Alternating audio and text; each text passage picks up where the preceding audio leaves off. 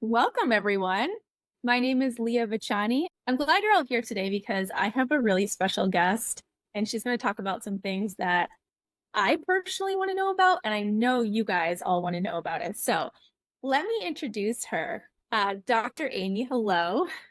Dr. Hi. Amie Hornaman, known as the Thyroid Fixer, is a prominent figure in the field of thyroid and hormone optimization. She hosts the globally recognized podcast, The Thyroid Fixer, which has become a leading voice in medicine and alternative health.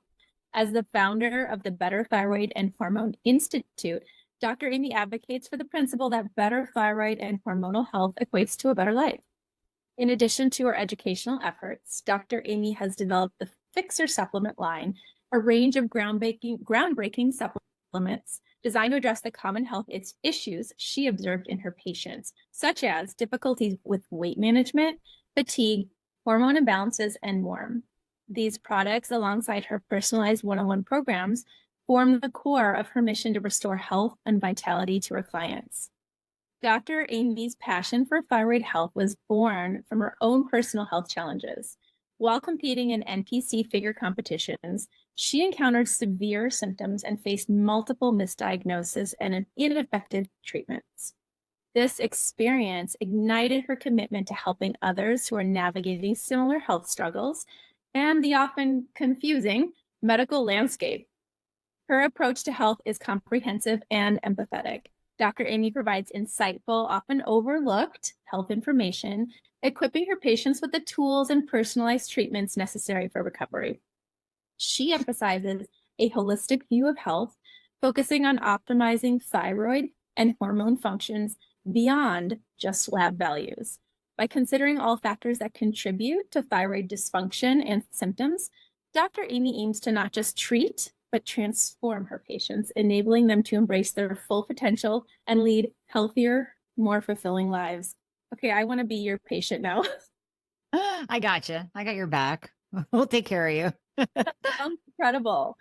Well, why don't you just dive into it? And let's touch a little bit more to start with. Like, I kind of want to know, in your words, a little bit more, like, what brought you into getting that incredible title of the Thyroid Fixer? Yeah, well, thank you. It's pain purpose. Just like you read, it was my own struggle of misdiagnoses. I was actually misdiagnosed 7 different times. I kind of lose track after a while. 7 different times by conventional medicine, all telling me I'm normal, everything is fine. And literally my body was rebelling against me.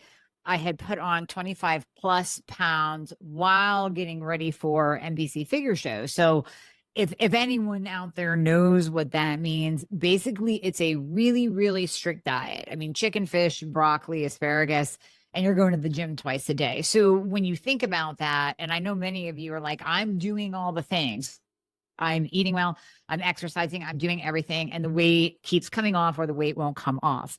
Keeps coming on or won't come off. In my case, it kept coming on and the scale kept going up, up, up.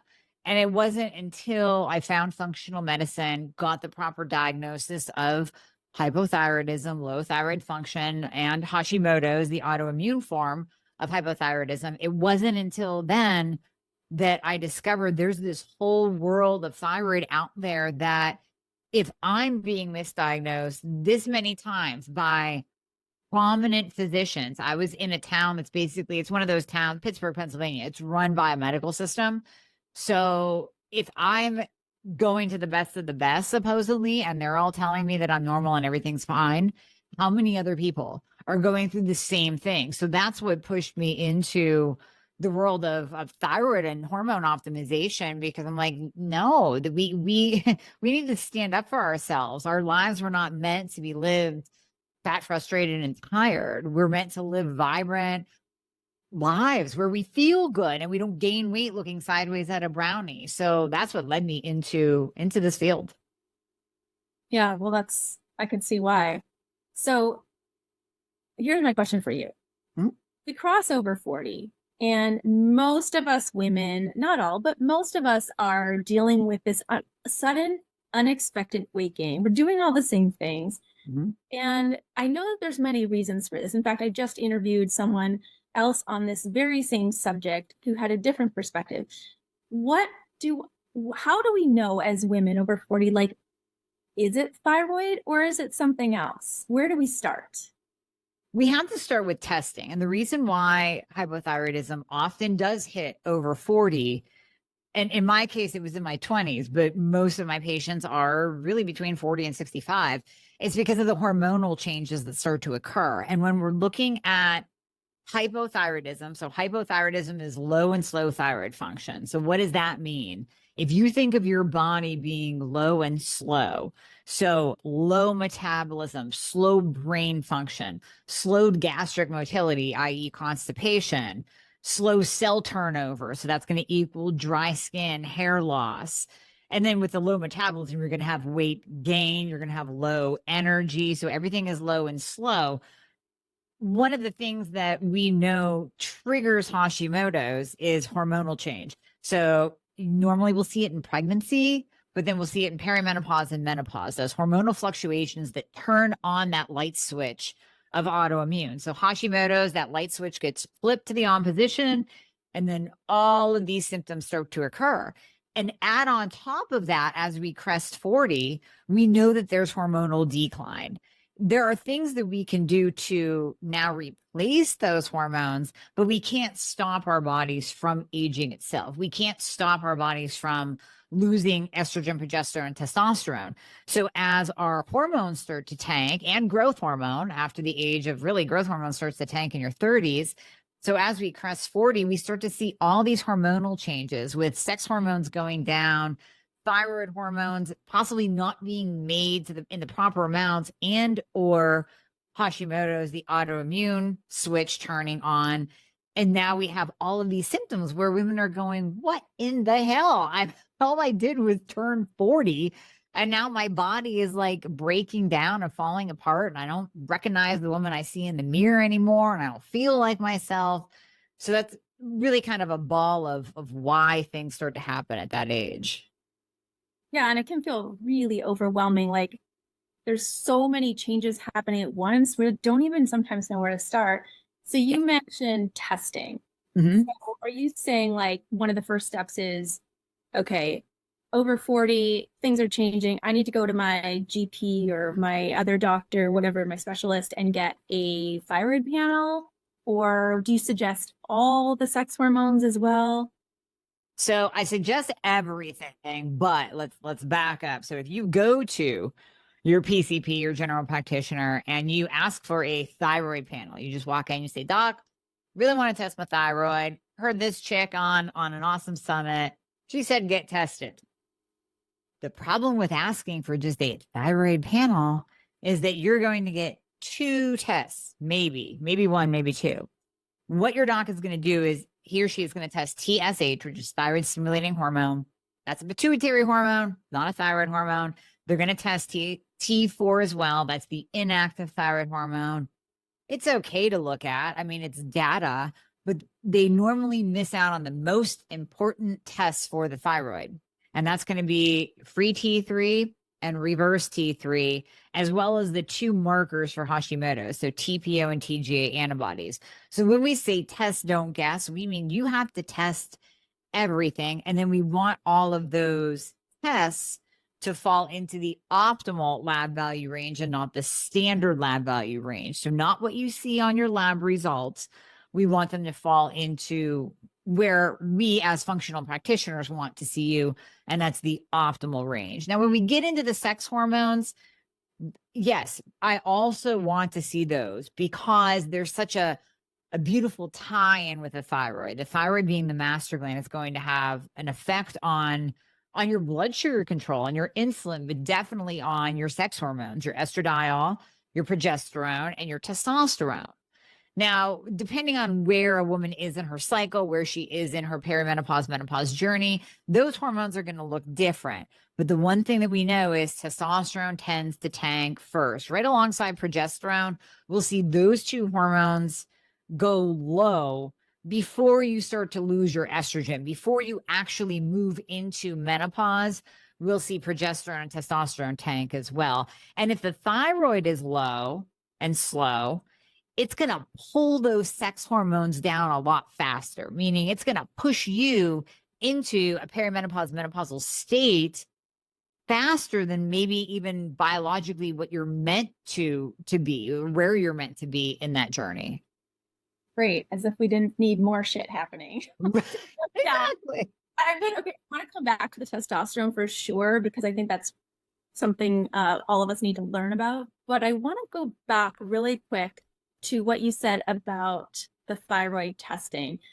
I feel like many women watching right now are suddenly feeling validated, as in, I went to the doctor, I got my tests, the doctor said everything's fine, everything's normal.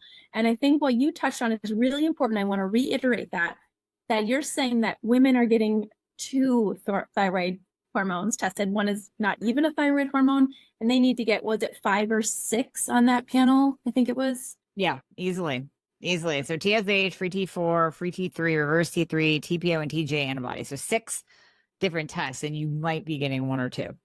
All right, ladies. So now you know, when you feel like you're going into the doctor and you have these things going on and they say, oh, everything looks normal, maybe you need to look deeper into what you're actually getting tested and what those ranges are too. So you can consult someone like Dr. Amie or another thyroid expert then. Okay. Well, here's another rule too, Leah. I think it's worth mentioning. If your doctor says no to testing, it's time to get a new doctor. So if you write down what we just said with the tests and you take that into your doctor and you're like, Doc, I really want to test all these because I'm gaining weight and I'm losing my hair and I'm depressed and I'm tired all the time. And they're like, oh, well, we don't test that. Or a classic saying is reverse T3 is only tested in a clinical setting. We don't do that here. You walk out and you find somebody else. Because if your doctor won't even test to see what is going on with you, what's happening inside your body as you are reporting symptoms that are not supposed to be there, how in the hell are they going to help you? They are not. They don't even care to look at that full picture of everything that's going on. So just walk out the door. I've actually been there before. I've walked out. Yeah. It does happen more than we care to. I wish it didn't happen as often as it did, but it does. Yeah. So I want to jump into testosterone because so many women, it's like a buzz topic right now. Everyone's going out and getting their testosterone. And is that something we should be doing? Tell us, women over 40, like, give us all of it. Tell us all about testosterone. Testosterone. My second favorite hormone next to thyroid hormone. It is the GSD hormone. It's your get shit done hormone. So if you don't have enough testosterone, you will not be able to get shit done. You're not going to want to do basic tasks of the day, like your little to-do list or your big to-do list. But you're also not going to want to take care of yourself or go to the gym. You're not going to want to have sex. You're not going to want to really get ready and go out and even have any fun with friends. Like, you're just, that motivation, that drive is not there. Low testosterone can cause depression. It can also be another cause of that Hashimoto's switch turning on. So we know in the world of autoimmune, especially in the world of Hashimoto's, men get it a lot less than we do. This is really Hashimoto's and thyroid disease is a woman's disease. Men account for, I would say, maybe like 1 to 5% of all the cases of Hashimoto's are male, because they have more testosterone, and testosterone is very protective. It's protective against autoimmune. So we have now women with naturally lower testosterone levels in general from guys, which is, good. That's what we want, because we don't want beards. And that now we have a woman, as she's moving into her 40s, losing hormonal function, testosterone dropping down. Now she's really set up for that Hashimoto's switch to turn on. I mean, aside from estrogen and progesterone moving all around, progesterone's dropping, estrogen goes dominant, then it drops down again. We have testosterone dropping, and that's the most protective hormone for autoimmune. So let's paint this picture of the classic 45-year-old woman as she's moving and her hormones are moving through her 40s, hormones are changing. The weight starts to come on. What's happening? Okay. She's doing all the things. She's going to the gym, but she's losing muscle. She's getting weaker. What's going on? I used to be so pumped up to go to the gym. Now I just don't have that motivation anymore. Testosterone's dropping. Metabolism's dropping.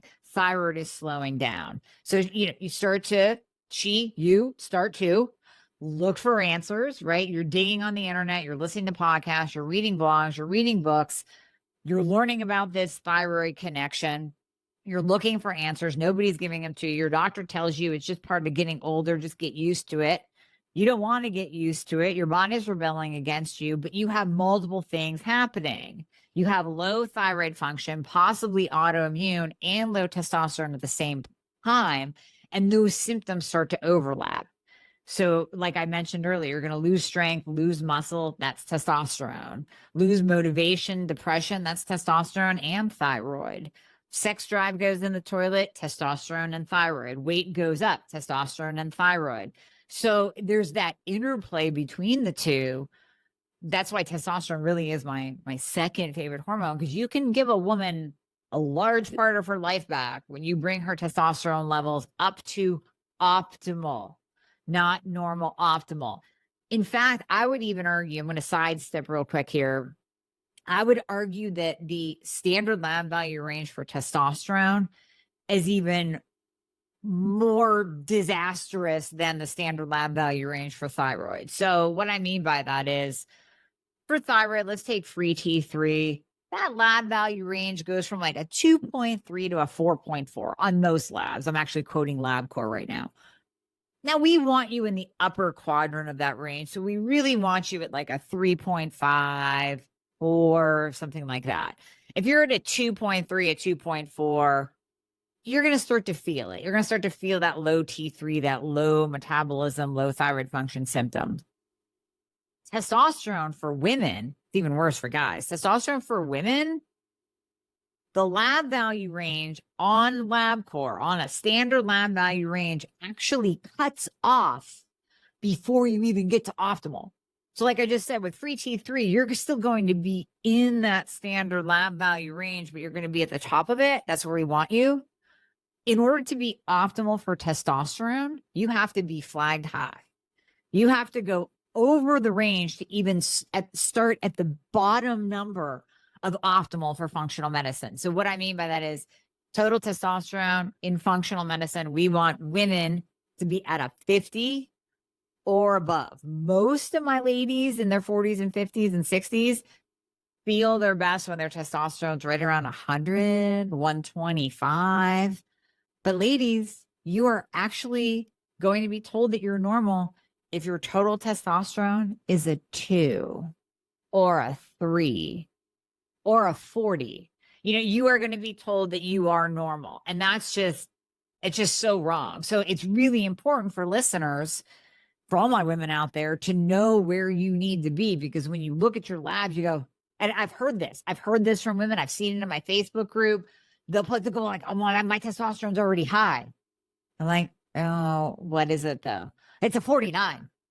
I'm like, well, you're actually not high. You're just starting to creep into optimal. But I know it's flagged high on your labs. I get it, but you're not high.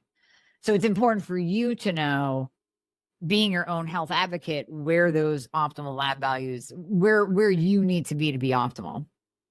And also, like, if you're not feeling amazing, then you should take a look again at the numbers, right? And make sure you're getting all the right tests. I mean, women usually on average start through this perimenopause phase, late 30s, early 40s, somewhere around that time is when it starts. Nowadays, if you want to live another 50 years beyond that, into your 90s, like, we need to start doing these things now to live optimally. If you're already feeling like crap in your 40s, I mean, I can't imagine that it's going to get better when you're 60, right? Right. No, hormones give us life. So whether we're talking thyroid hormones or sex hormones give us life, and they give us vibrancy and youthfulness, and really keep our bodies in a healthy state. So even if we step outside the how do you feel, right? I mean, all of us want to look, feel, and perform our best. We want to aesthetically, keep our hair, have nice skin, have sexy lean muscle, not be overweight. But there's a health aspect to that too. We also want to be protected against cardiovascular disease and protect our brains against the diseases of aging, like Alzheimer's, Parkinson's, dementia. We want to protect our breasts against breast cancer. We want to protect our cells against cancer. So when we look at, there's the aesthetic part, and then there's the longevity and anti-disease part, it all comes back to hormones. And it's crazy to me, Leah, how many women say, I don't want to be on a pill. It's like, well, I have about 10 pills that you're going to be on if you don't take this one, which is a hormone. Here is your thyroid hormone that is going to protect you from the antidepressant, the sleeping pill, the statin, the blood pressure medication, the dementia medication that doesn't even work. I mean, it's amazing to me. It's so important, ladies, you please keep this in your mind. Hormones don't cause cancer, they protect against cancer. Hormones give you life and youth. So if you by all means want to age naturally, aging naturally means you begin to die as hormones decline. I mean, that's what mammals do. That's why when we look at, dogs, cats, horses, as soon as their hormones start to decline, that's when they start to go into disease states and death. So it's so intertwined, but I'm so passionate about women being educated in this so that they can advocate for themselves and make the right decisions, make educated decisions, and not make fear-based decisions like, oh, I don't want to go on a medication. Oh, I don't want to go on those hormones. They cause cancer. No, get educated first so that you can live your best life, because you're not supposed to walk around battling your own body, fat, frustrated, and tired. Our bodies were not built that way. So when you keep that in mind, yeah, you can live like an amazing badass at 75, at 85, at 90. You can. You don't have to fall into the norm of, well, I'm just going to give up now and hunch over and watch my Jeopardy and just sit here. Absolutely not. You don't have to. And I don't think you should. Like you said, most our life has been extended on average. The average lifespan is way beyond childbearing years now. And so my question to the audience is, how do you want to live those years? What's the quality of your life at that point? Because yeah, you could eke out into your 70s and 80s, maybe even 90s, but we want to live vibrantly. Yeah. I love the title of this. It's unleashing your energetic badass self after 40. I would like to add badass self after 40 into your 80s and 90s. Yes, absolutely. 100%. Yeah. So I would like to hear another common either myth or misconception you hear about thyroid and or testosterone. Well, with testosterone, a lot of women think that it's going to turn them into a guy. And, I came from the world of bodybuilding. We were talking about that a little bit before we started recording. And when you get into that world, you really see the steroid, anabolic steroid, i.e. testosterone abuse of women. Now, what you have to remember is they are taking super physiological doses. They are taking doses that even crest what I would give to a male patient to get his testosterone levels optimized. So what I mean by that, an average male dose is around 200 milligrams a week, intramuscular injection. These bodybuilding ladies are taking 400 milligrams per week. What I give to my women who want to stay feminine, just want to have their GSD hormone optimized, we go like anywhere between like 10, maybe 20 milligrams a week. It just depends on whether we're using injectable or cream. But that's not going to turn you into a dude. That's just going to bring your levels up and kind of kickstart your body again to be optimized. So I would say that's one misconception with testosterone. The misconception with thyroid, it kind of goes back to, unfortunately, what conventional medicine deems the standard of care. So a lot of women out there might be listening to this going, well, I am diagnosed with thyroid problems. I am diagnosed with Hashimoto's, and I'm already on thyroid hormone replacement. And I say, what are you on? They go, well, I'm on Levo or Synthroid. That is T4 only. That's T4. So that is the inactive thyroid hormone. You have to remember that T4 has to convert and become T3. And that's a long, arduous process, actually. That's really hard for your body to do. That conversion can happen in your gut, in your liver, in your thyroid itself, your peripheral tissues. And many things have to be absolutely perfect for that conversion to happen, meaning you can't be estrogen dominant, you can't be insulin resistant, you can't be magnesium, iodine, selenium, or vitamin D deficient. You can't have a genetic SNP that might interfere with conversion. You can't have low or high cortisol. Your adrenals better be perfect. You better not be under stress. I mean, even just as I say that, you go, oh man, that's yeah, that's a lot. That's a lot that the body has to be perfect on in order for that conversion to happen. So that is why we have the statistic that only 2% of the population do well on T4 only. 98% need a blend of T4 and T3. And when we look at that 2%, and actually I just talked about this on a podcast, when we look at that 2%, I would even argue on a whole other level, those 2% of the people that say that they're fine and doing well on T4 only, what does that mean? Are you still dealing with an extra 20 pounds? Are you still being diagnosed with type 2 diabetes or insulin resistance? Are you still on the Band-Aid medications like antidepressants and sleeping pills? I wouldn't say that you're doing fine on T4 only. You probably need some T3. So this is where real optimization of someone with a current thyroid problem. So we already kind of spoke to those who might not know what's going on with their body. My body's freaking out. Why am I gaining weight? Why can't I lose? Let me go get tested. But we also have a lot of your listeners that they're like, yeah, I know I have a thyroid problem and I don't feel so good on this pill. Right, exactly, because you're on T4 only, and it's not going to get you optimized. You will never, ever, ever get optimized on T4 only. I don't care how many conversion things that we do. I don't care how many conversion supplements that you take. It is not going to work if you are on T4 only. You need some T3 in your life. Now, you can add in T2, and that's going to help. That's at least going to help boost your basal metabolic rate and improve your mitochondrial function. So that's going to help with weight and energy. That's a huge win. I mean, you can add in T2 because that's over the counter. That's in supplement form.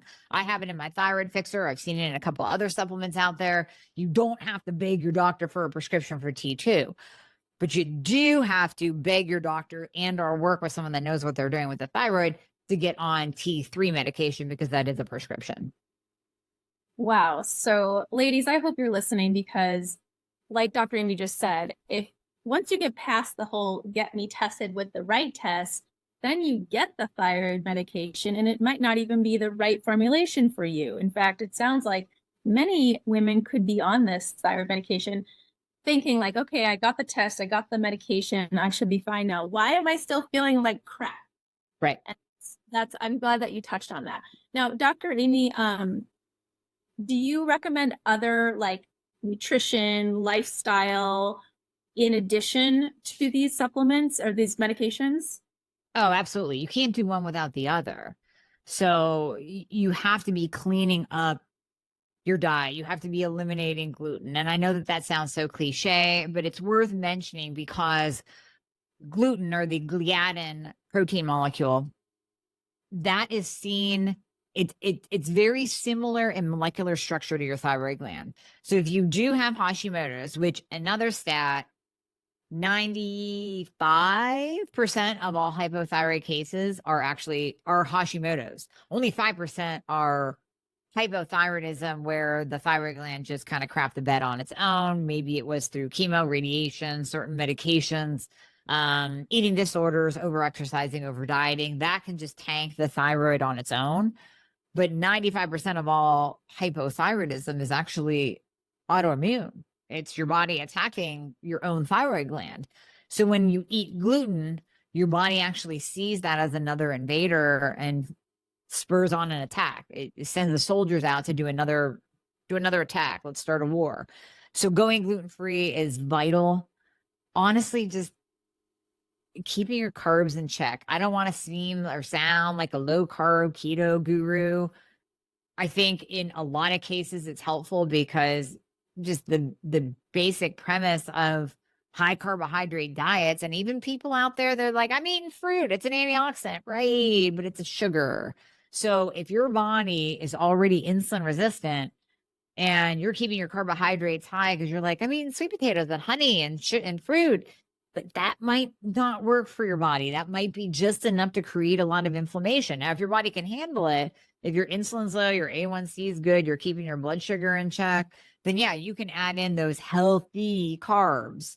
But I'm a big fan of grain-free, paleo style eating, maybe paleo moving into keto style eating, finding where you need to keep your carbohydrates to keep your insulin in check, because insulin is very inflammatory. So I would say those two nutritional components are key.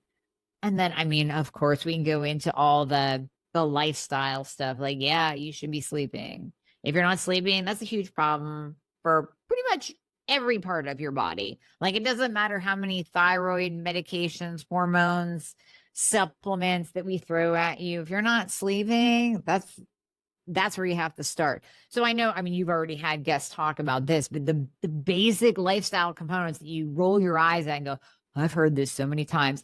There's a reason why you've heard it so many times. It's because you actually have to be doing it.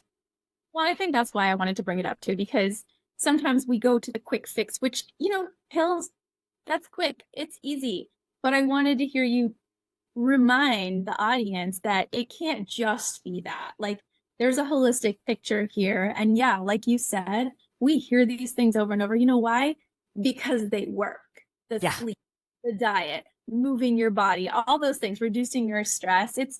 We are a complex entity, and it takes a lot of things to keep it working optimally. So yeah, I really like that you shared a lot of answers that I think thousands of women watching this right now are going to be like almost feeling seen, yeah, like so many women struggle and aren't hearing that from a doctor saying like, it just because you got a prescription or you went to see a doctor and you still don't feel okay, like that's not the end of the road for you. You need to go back. You need to advocate for yourself, find another doctor, look at the labs again. I love that you brought up so many ways for us to further investigate and advocate for our health. So, absolutely. Yeah, no, I mean, that's one thing that I preach all the time is hope. So yes, you are being heard, you are being seen. I get you because I've been in your shoes. So you can't stop. And here's the thing. Think about if I would have stopped at, I mean, doctor number 4 or 5, and that's a pretty decent number. When 4 professionals, esteemed leaders in their field tell you that you're normal and it's in your head, you start to think that you're maybe at fault. And maybe I can eat less and exercise more. Maybe I should be doing more. And this is where all y'all are going out and you're wasting money on programs that you saw on Instagram, on supplements that came across your Facebook feed. I know it because I've done it. And they're basically the worst products ever, right? Anytime you buy something off Instagram, you're like, damn it, why did I fall for that? So please just stop. Like, right, just don't get frustrated. I want you to have hope, but I don't want you to stop. You got to keep fighting to find those answers because they are out there. hallelujah. They are. Keep going. I wanted you, Dr. Amie, to give us just a little snippet, a little insight into one of the free gift you're offering to the audience today. It's let's see, it's a download, right? The must-have thyroid and menopause download. Can you tell us about Absolutely. that? Yeah. So, like we talked about today, and I think this is perfect. Thyroid and menopause go together because just like we started this conversation, thyroid can decline at any age, but really after you crest 40 and your hormones start to shift, if they didn't shift already, you're going to start to see thyroid issues and all of the symptoms come on associated with that. And then we bring in perimenopause and menopause and all those sex hormones shifting.